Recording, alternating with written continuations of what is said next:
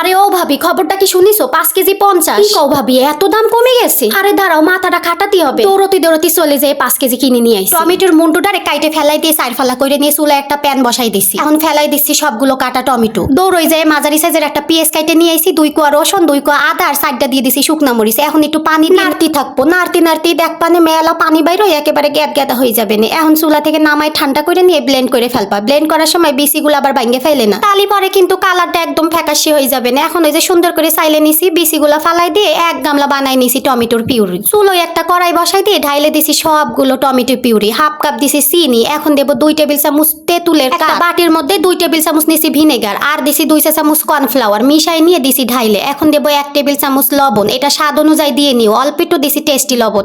এখন নাড়তি চাড়তি থাকবা, দেখবা নে কি সুন্দরভাবে ঘন হয়ে যাবে না। আর কালারটা তো দেখিছো, ওরে বাবা, একদম টুস লাল লাল।